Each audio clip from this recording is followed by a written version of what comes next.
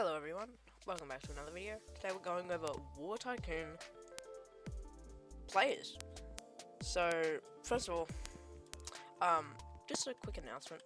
I plan on doing more War Tycoon videos, so if you want, leave your loadout in the comments and I will be doing a rating your loadouts video. And yeah, and we'll be using them, going up against players. So yeah, that's just a quick announcement. But first up, we have the casual. Now the casual, obviously, they're like the average player, you know what I mean? So they have like their average weapons. They usually have the meta weapons kind of stuff. So I do like casuals. Mad respect to them because they don't like they don't like fight or anything. They just play the game for what it is.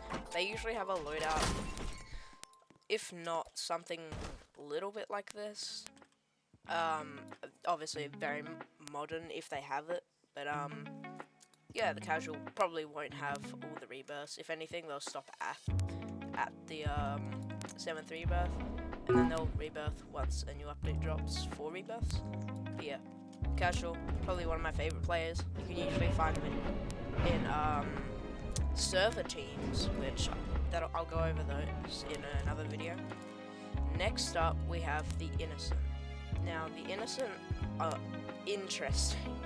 So the Innocent are like, you know, those players who usually get attacked for no reason. Like, they could just join and just get attacked for no reason. And they usually say stuff like, bro, why? Or I just joined. Stuff like that. So, yeah, the Innocent, not much to go over. They're like the casual, just more innocent. Next up, we have the Toxic. So, the Toxic, they're toxic, right? They usually, like, if they get one and kill, like, say you killed them 5 times and they kill you once, they'll be like, bro, you're so bad, get good. Or other, if not worse, they just say random stuff, like that.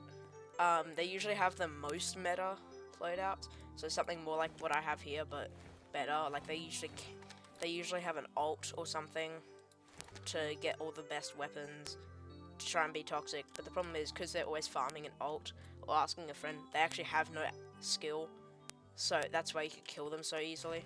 Some are good though, some actually do it legit, but it's still unfortunate to see such a good player toxic. Next up, we have the shield camper. So you might think, oh right, shield user. No, I mean the ones like, say there's a tank at the front here. I mean like the ones that like will just camp their shield. Like, say the shield's gone, they'll like camp in here, you know what I mean? Like, they'll like, say there's I'll go get a tank for reference, but say there's like a tank out the front. Let's get this laser here.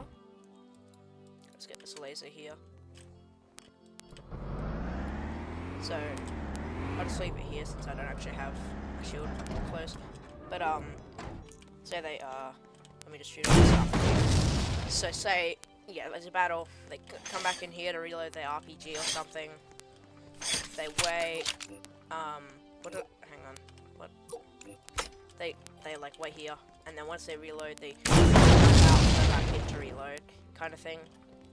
That's the shield camper. They don't like taking damage. Next up we have the Rider. This is probably what you expected from the Riot Shield user. They're the ones that camp behind their shields. Like, they say you like start shooting at them, they'll pop out the Riot Shield, which is extremely annoying. No one likes it when there's a Riot Shield user. It's just like a new low, you know what I mean? It's just a low. It's just a low, and yeah. But that's the Rioter. They can really only be killed by grenades or flanking them, which is really annoying too. Especially when they usually flick their camera really fast, so you literally cannot hit them. But that's that. Next up we have the Grenadier. Also, mad respect to these ones. They're the ones that spam grenades. A lot of people don't like them, but you have to understand the amount of calculations and stuff they have to do in their head just to hit you. I mean, come on. It might seem like they're just spamming grenades, but it's actually a lot more in-depth than that. because say you're out, like say you're not in a bunker or something, they have to throw the grenade. They have to like predict your trajectory and stuff. So say you're walking, and you're shooting like this, you're going like that, and they're shooting at you. That becomes a little annoying. Also, I'm gonna turn down my volume. It becomes a little annoying, if you know what I mean. For most people, because shooting becomes pretty hard. But for people who use grenades, that's a whole new type of annoying. You know what I mean? Because they have to like throw up the grenade. So say you're walking this way, they have to throw up your grenade, and then just take into account not only the fuse time, but where you're walking. So yeah, mad respect to them. They can be a little annoying though. Next up, you have the ace. The ace, you know, it's your average pilot. You know what I mean? They fly around, usually in a jet or something. It could be in a P-51 Spitfire. It's a plane. So yeah, they'll fly around in a plane. Next up, you have the tanker. What's that? So the tank, yeah, it's just they drive tanks. They usually get really mad when their tank explodes though. Not all the time, but just some of them do, which makes sense because I think most people expect tanks to be, you know, a lot better than what they are in the game. They can be very good though. Like, they could spot you from a mile away. It's crazy. But yeah, not much to say about the tanker. They drive tanks, they shoot tanks. They usually have really good anti-air aim, which is pretty cool. Next up, we have the Heli User. The Heli User, they use any heli, pretty much, like any. It could be from, like, I don't know, the Invictus to the Huey. Like, they're usually pretty good with them. They don't really use the Black Hawk, obviously, because that requires other people. Same with this, but they'll use any of these. 5, 6, and if they have some pay to win or something, or they grind their daily challenges, they might have these. But next up we have the Little Bird User. I despise these. I mean, they're alright and stuff, but they can get a little annoying, especially when they're toxic about it as well. This is where you find most of your toxic players grinding, like using the Little Bird. It does become a little annoying. In fact, it becomes very annoying, especially because they're so small and hard to hit, and they have all these unguided missiles and some pretty decent guns, which becomes really annoying. So that's the Little Bird User. Next up, we have the Freedom Fighter. The Freedom Fighter is the type of guy who uses A-10, F-4 Phantom, F-16, basically everything American plus airstrikes. They usually rush into a base either using, yeah, like I said, A-10, B-29, F-4 Tomcat, that's pretty common. They usually have an Abrams, if not, like a Sherman. And they have only American guns. And they go on massive bombing runs. There's not much to say about them. They're like an all-rounder, but for America. So, yeah. Nuke Abusers, obviously. They're Nuke Abusers. A lot of them nuke and then leave, which is really annoying. But some of them stick around to fight, which does give them a little more credibility. But, they just abuse nukes. They should add a bigger cooldown on these nukes, because 15 minutes is way too little for what these people do. Like, they'll camp, usually, if they don't leave, they'll usually camp in their bunker, or wait for the 15 minutes to go down, and then they'll nuke again, which is really annoying. Next up, you have campers. Campers, they camp bases. They have really good weapon, they usually have mid-weapon loadouts, but they bring, like, they usually bring stuff from the big garage here. They usually bring that so they can fit in here and easily shoot you. Or they use the ADATs. They don't really use tanks, but they might use ADATs or anything in the big garage, really. And people get really annoyed at these. And there's a team that specifically goes for these. like a faction team. But I'll talk about that in another video. Next up, you've got the You've Done It Now R players. So these are the type of people who think they're all big and mighty, like you might kill them once and they'll be like, that's it, you've done it, and then pretend like they're, I don't know, Homelander or something. I don't know, they'll just act like they're him. They're not him. They usually have like the worst weapon loadouts. Some of them are good though, but it gives me third-hand embarrassment. Also, this is another one that gives me third-hand embarrassment. The I should be in an edit players. You know what I mean? These aren't as common as the You've Done It Now players, but they do exist. They might get like a kill being in a stressful situation, and then be like, I should be in an edit or something. I don't know if it's just me who have met these players, but they're annoying and give me third-hand embarrassment again. They usually also have like a TikTok or a YouTube, and they basically just post random edits about random games, or they're one of those YouTube slash TikTokers who are like, don't play Roblox at 3 AM or something will happen. Also, these are my favorite players. Up next is the World War II and Vietnam enjoyer. These are my favorite players.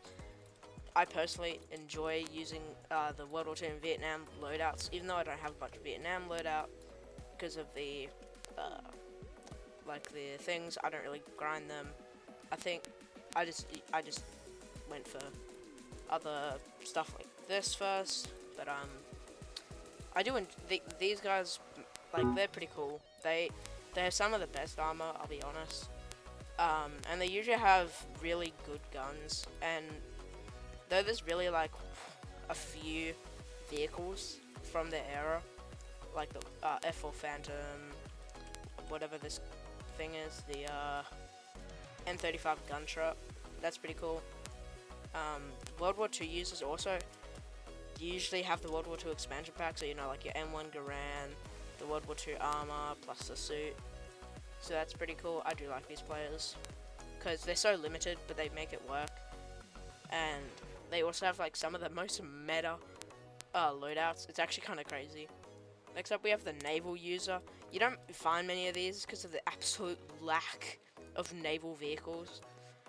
But yeah, as you can expect, they main boats. I can't say much about them because it's like finding a rare Pokemon. You know what I mean? Like, if you see one, it's like finding the owner. You know what I mean? It's like finding the owner of the game because they're so damn rare. And because of that, I can't say much because I'm not a naval user. I think it's pretty mid until they update it. Considering you have to wait until what rebirth is it? Rebirth 3, and it comes with the helicopters, which you are most likely going to use. And there's only about 3 ships you can really do from tasks, so that's pretty annoying because they're not even that good. I'll be honest. Most of them can be taken out by a decent helicopter or a plane or a tank. You know what I mean? They're mid. Next up, you have the Thief. These ones, they are the sneakiest little guys ever. You could just be chilling in your base or you're at a fight, and these guys will just break. If your shield's already broken, they'll just come in, take your crate, and then go. Or they'll break your shield and do it. It's not very sneaky, but if your shield's gone and you've accidentally left like a bunker or a door open, they're very sneaky. Because by the time you come back from a fight or get out from your base, they usually use the buggy, so they're probably like over there by the time you get to the area where they stole it, which is really annoying. But I mean, respect. It's a lot harder than it sounds. Next up, we have the Oil Vacuum. These guys, they usually use the Super Stallion, but they usually wait until some wait until all 4 are respawn, and they go around, collect them within like a minute or 2. But most of them, if all of them are already collected, they'll use the first helicopter you get, collect them individually. But if there's like 1 or 2 at a time, they'll use a Super Stallion. But yeah, they vacuum up all the oil in the game, and it's unfair for others. Next up, we have the Aidrop Collector. We've got an airdrop back there, so I'll go there while we talk about it. But the Aidrop Collector, they're, I mean, the Aidrop Collector, you don't see many of them, but they basically just, they go straight for airdrops. Like, if they see an airdrop, even if it's not going to be useful, there is a chance of getting some pretty good stuff. Like, there's a chance of getting a Game Pass weapon for 1 life. I think my first airdrop I ever collected, I got the Foul Heavy for like 1 life, but it was in this private server, so I couldn't really do much with it. But airdrop collectors, they gamble. There's a 100%, there's like a 90% chance that they gamble. I mean, that's what these airdrops are pretty much for. You could get like $50,000, a weapon, you could get anything. You just never know. But and their best motto is like 99% of gamblers quit before they win big. That's usually what they say. But you don't meet many of them like that. I just got 25k. I think my friend got 50k, and I got Foul Heavy before. But yeah, that's it. Then you have the pay to win. They buy everything. Explosive sniper, Abrams X, MI-24, the MI-24 Hind. It doesn't matter how expensive, they will buy it. They usually have all the game passes, like Auto Collect, 2 times money, Foul Heavy, Deagle, 2 times armor, World War II expansion pack, even though they don't use it. They usually probably the F-35. That's something they always have. Yeah, they have everything. Everything. Alright, well, thank you guys for watching. I hope I covered every player. If you didn't, feel free to leave the player that I missed in the comments. But thank you for watching. Also, this was all a joke, by the way. If anything seemed offensive, it was a joke. So don't take it too seriously. Don't take it to heart. If you're like, you know, the You've Done It R players. But yeah, thank you guys for watching. I'll see you in another video. See ya.